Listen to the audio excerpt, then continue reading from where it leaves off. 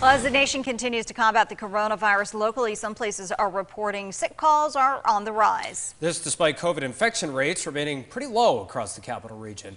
I spoke with Cassandra Foley, Director of Infection Control for St. Peter's Health Partners, to figure out exactly what's happening. Let's get right to these questions. Some areas seeing new COVID infections from that BA2 variant. What are we seeing at the local level, specifically at St. Peter's? So at St. Peter's Health Partners right now, we are still seeing low levels of admissions and low levels of inpatients, thankfully, of COVID at this point. We are looking very closely at the data coming out of New York State and CDC. We have seen a little bit of an uptick, especially in northern New York, with increased cases of COVID.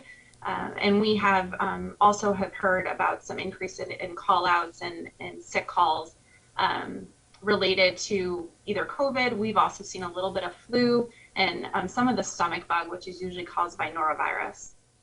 We have seen and we've done some reporting here on News 10 about some of the wastewater still showing a strong presence of COVID, but obviously the overall testing numbers for positivity seem to be down. How do we account for that discrepancy? Are folks getting tested at home and then calling out sick? Are they just simply not getting tested? Any type of indication as what's going on there? So I think there's a couple of different things that we think are going on. One is, I think home tests are very prevalent right now. So people are taking home tests and they're staying home when sick. I think other people may not be testing, but may be ill and are staying home. So I think the prevalence of home testing is definitely impacting the data that we're seeing if we're looking at test positivity alone. I think what's really important is to look at test positivity, but also balance that with what we're seeing about call outs to schools and call outs to work and hospitalization rates. I think that gives us a much better picture at this point in the pandemic on where we are and what's going on. As the COVID restrictions start to be relaxed a little bit, folks starting to mill about a little bit more, maybe letting their guard down. You mentioned this previously. We're starting to see an uptick in those cases of common cold, the flu, the stomach bug. Is that prevalent right now?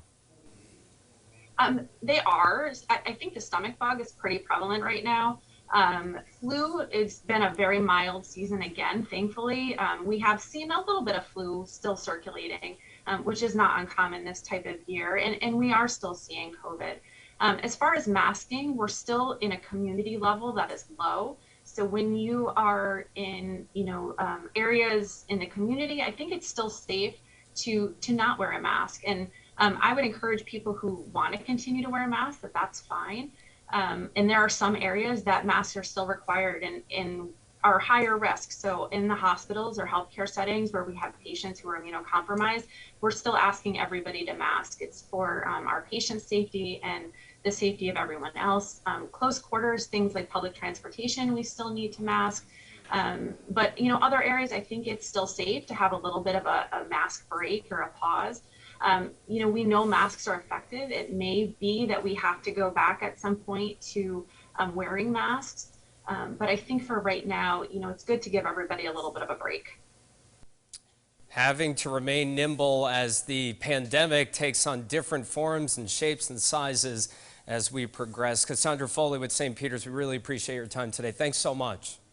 You're welcome.